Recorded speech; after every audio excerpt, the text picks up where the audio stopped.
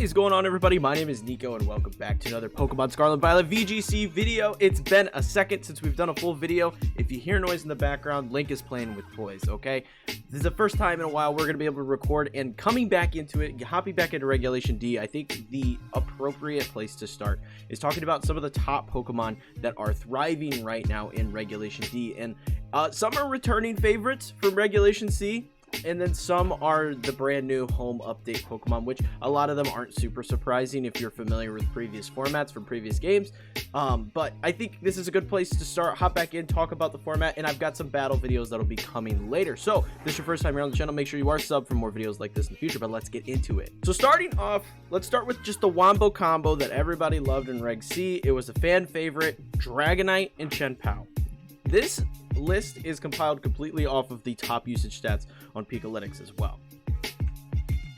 So if I look at Pikalytics here, we've got, you know, the whole list of everything that's super popular right now, and it's crazy some of the stuff that has dropped off. But this list is compiled off those top 10. So Dragonite is at the 10th place position.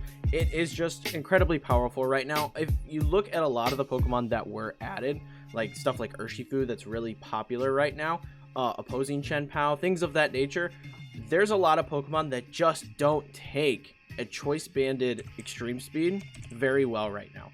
Like, this is just a fantastic combination right now. I mean, it's always been good, but there was also cases to be made for like Terra Flying Dragonite in the past. I've personally really been a fan of Terra Flying Dragonite, and I definitely think that there was a case for that. However, I feel like Terra Normal currently is just a bit better. Maybe run something like Outrage.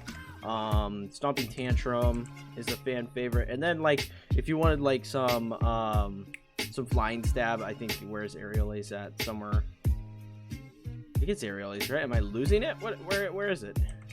There it is. Okay, I was gonna say but this is something that is just popping up a ton right now. Chien-Pao is obviously a huge threat still, especially when you look at a lot of the other Pokemon that are really popular, like Urshifu. Urshifu is going to really benefit from things like Chien-Pao. Rillaboom will benefit from Chien-Pao. Lando will benefit from Chien-Pao. Ursaluna, even in the right scenario, can benefit from Chien-Pao. So there's just a lot of Pokemon right now that are super dominant and super prevalent that are going to really benefit from having that Chien-Pao next to them. And for that reason, Chien-Pao is just still hanging out at the tippy top of the list. It's just one of the best Pokemon currently, one of the fan favorites in the format. I don't think it's running a whole lot different. Like things like Ice Spinner are really popular still. Obviously, you're going to run your Sucker Punch. You are seeing a bit more Sacred Sword with things like Heatran popping up.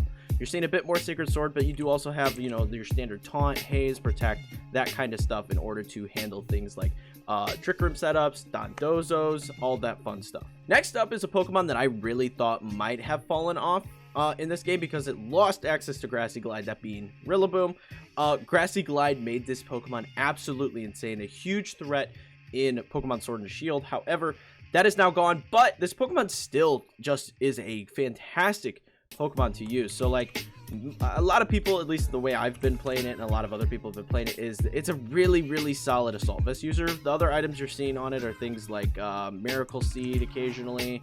You'll see some lefties here and there on it, but it's just got phenomenal defensive stats all around with 100 HP, 90 defense, and 70 special defense. Like, it's a really solid Pokemon that can take a couple hits.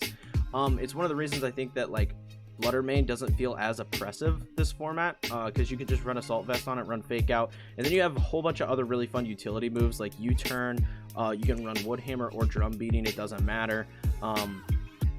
Stomping Tantrum, or this Pokemon does also get access to Knockoff, which is super crazy. So like there's just so much that this Pokemon can do and benefit a team with. Having that Fake Out pressure is extremely nice, but also having Grassy Surge, stopping a lot of those Pokemon like Ursaluna that want to use things like Earthquake. You can really lower the amount of damage Earthquake is going to do just by having Grassy Surge out on the field, which is absolutely insane in the current format. Ursaluna, honestly, I want to just bring this up while we're talking about it, did not make this list. I think Ursaluna is incredibly solid. I think it's one of my favorite Pokemon currently, but it definitely did not make this list, and I'm not super shocked because everybody is running like the Facade set, and there's so many. I feel like it's just an unexplored Pokemon. Like, people were like, this is the way you play it, and that's the only way you play it, and I feel like there are so many other things that you can do with Ursaluna to make it just a better Pokemon.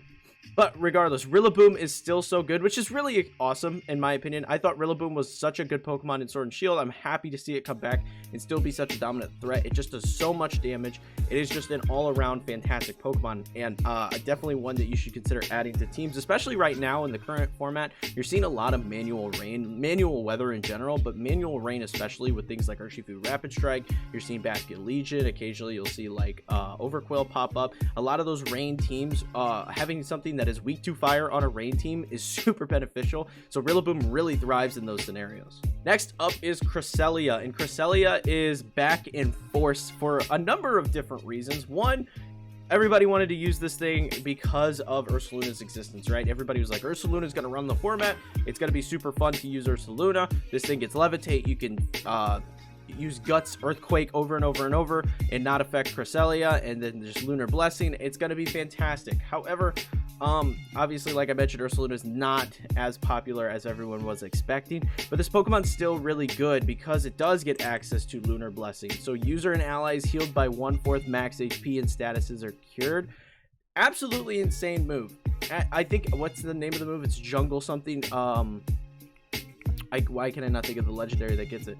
Why am I drawing a blank? It's the monkey. The monkey. What is it called? Why am I drawing a blank? Whatever. It's so forgettable. The mythical monkey from Sword and Shield gets the move. It's like Jungle Blessing or something like that. It is very similar to how that works. This got this in Legends Arceus and carried it over. Very, very strong move, having this as a support Pokemon, but also just being a solid Trick Room setter with a lot of bulk, running like Dazzling Gleam, something on it, and maybe Helping Hand. Just a really phenomenal Pokemon all around to set up the Trick Room and get a team rolling that really thrives under those conditions. The big thing about this is it wasn't that great in Pokemon Sword and Shield because of Dynamax, right? Dynamax, where a Pokemon could just double its health automatically and just body you into the next year, really hurt Cresselia. However, now that we're back into Terrestrialization meta, no Dynamax around as far as the eye can see, Cresselia can actually take hits again and be a bulky threat, which is super positive for it. So it's allowed it to come back and be what it used to be in previous games prior to Sword and Shield. Next up is Landorus Therian, and this one actually kind of surprised me. I was not expecting Landorus Therian to be as good as it is. Mainly because like there's just so many Pokemon right now that are dealing with this pretty effectively. Like, I really thought that this Pokemon would just be obliterated by Iron Bundle, but if you look at wrong command, if you look at the stats for Iron Bundle's only on 10% of teams, which isn't anything to like be surprised by. Like, that's still a decent amount of teams. However, way lower usage stats than what we saw. Let's see if they still got Reg C up. Yeah, they do. Let me see. Bundle, 26% of teams in Reg C. So, like, significant decline in Bundle usage, which Bundle just absolutely obliterates this Pokemon. So, I was really surprised to see that Bundle is just gone. It's just not there.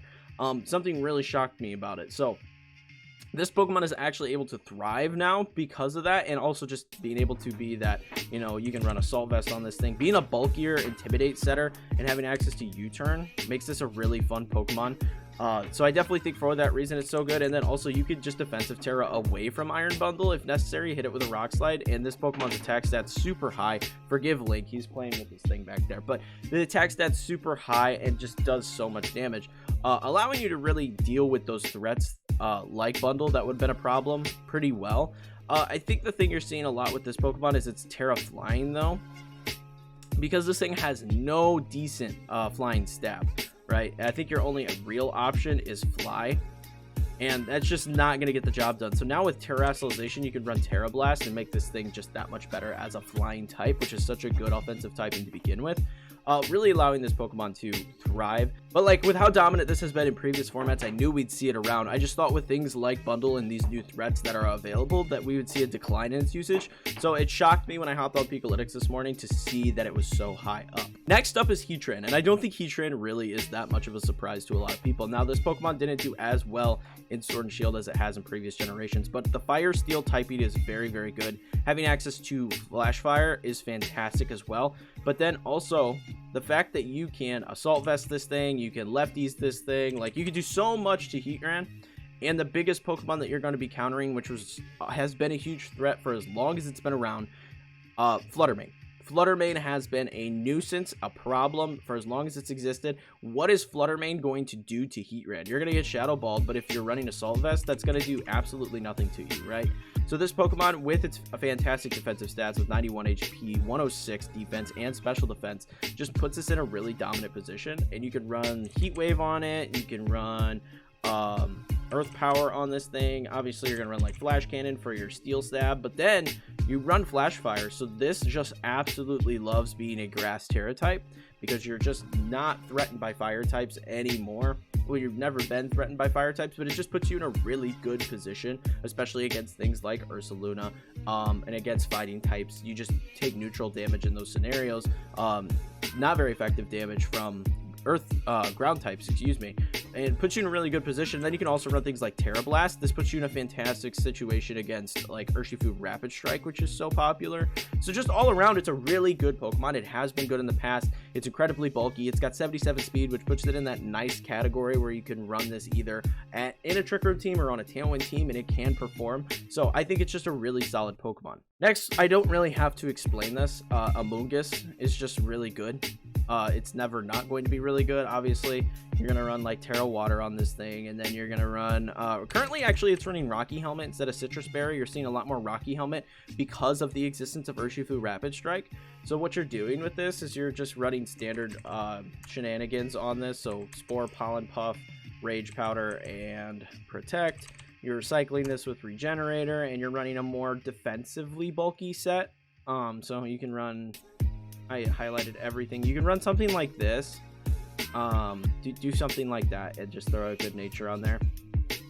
But you're doing this because basically you just Rage Powder Urshifu Rapid Strike into you, and I think it does like half its health with one of those Surging Strikes. So absolutely insane how much it actually does to a Urshifu by just like Rage Powdering. So really good. It's really popular. You're seeing a lot of Pokemon actually pop up with Rocky Helmet right now. You're seeing like Zapdos pop up with it. A lot of those bulkier Pokemon that do take more hits, having access to Rocky Helmet really puts a hurting on Urshifu Rapid Strike. I think a lot more Pokemon are actually going to see it. Tornadus, this is not very like confusing as to why this Pokemon is super popular right now. If you think about what we've been using in the past with like Murkrow being our biggest prankster Tailwind setter, and then like other just faster Tailwind Pokemon like Roaring Moon. It's not shocking that once this came back, it was just going to take over. And I think for good reason. Obviously, it has much better defensive stats. You can use a much more effective item than just running like Eviolite on a Murkrow. Murkrow served its purpose, but this thing just does so much more. And obviously, with Urshifu Rapid Strike being so popular, other Pokemon that are benefiting so much from the rain, like Basculegion, which I think Basculegion is a fantastic Pokemon as well. This just is fantastic for having that Rain Dance option to set up the rain. On top of that, it does get the new signature move, Bleak Wind Storm, which in the rain is 100% accurate and has a chance to lower the speed by 1, which puts it in a really powerful position. It makes this much more of a threat than it used to be, because you're doing spread damage, lowering speed, having that speed control, but also like in the past, you literally just run Hurricane. This is Bleak Wind Storm is 80% accurate. In Out of the Rain, Hurricane is 70%. So it's honestly just a better pick overall, even if you're running this on a Manual Sun team. Even if you're running this on Manual Sun, it is better to just have Bleak Wind Storm and have that option than to have to worry about Hurricane maybe hitting. On top of that, obviously having access to Prankster Tailwind puts us in a really good position. And then you also have access to Taunt, which is just fantastic because there are other Prankster users currently in the format, like Thundurus is back. Thundurus is in a good position right now. So other Pokemon are going to be doing a lot of, annoying stuff with Prankster, or also you got to think about your Trick Room users with Cresselia. So there's just a ton of things that are going to not enjoy being taunted. Amoonguss as well, got to consider that. So having access to all of these moves with Prankster just puts you in a really, really fun position. It makes this one of the best support Pokemon. Finally, top of the list, tippy top, is Urshifu Rapid Strike, which I am not super shocked by. I figured when Urshifu came back, one of the two would be super popular.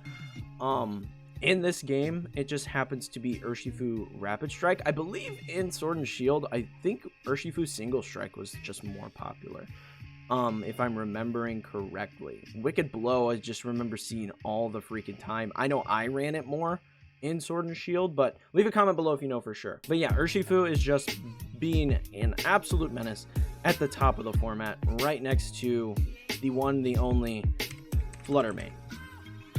Not Lucario. Fluttermane. There we go. If I could spell. Good. Okay. We thought this Pokemon was fall off. It hasn't. But Urshifu is one of the reasons that it is super threatened right now.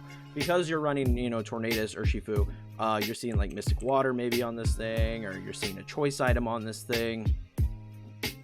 This Pokemon is just all around super, super strong. Obviously, having access to something that not only crits every time you hit, so you have Meowscarada Flower Trick, but crits through Protect with no damage reduction. Urshifu is absolutely insane for this reason.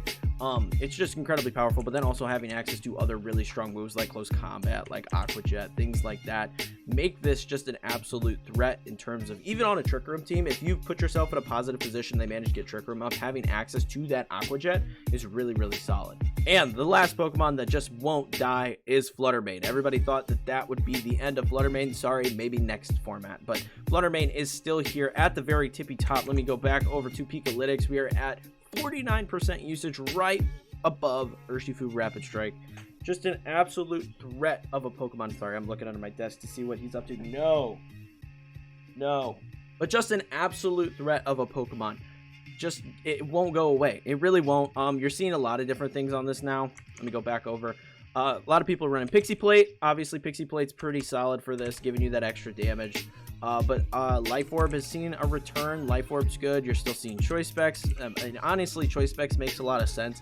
Any of the choice items make a lot of sense on a lot of these Pokemon now because of Urshifu being so popular. You can't protect anyway, so why not do that extra damage, especially in scenarios where you just outspeed the Pokemon.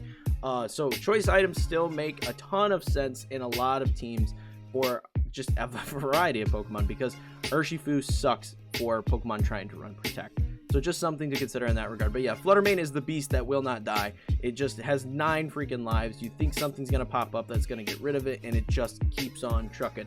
So those are the top 10 Pokemon currently in the format. Let me know your thoughts in the comments below. What's your favorite to use? What Pokemon have you been team building around from this list? Very curious for all of that. But if you found any of this entertaining and helpful, leave a like and subscribe for more videos like this in the future. Check out the Discord, people over there hanging out, playing Pokemon, not just VGC, but also things like Pokemon Go, just shiny hunting, doing all that fun stuff together, so check that out. And if you want to see anything else from me, check out any of these videos that you see here on screen. Tons of fun VGC content.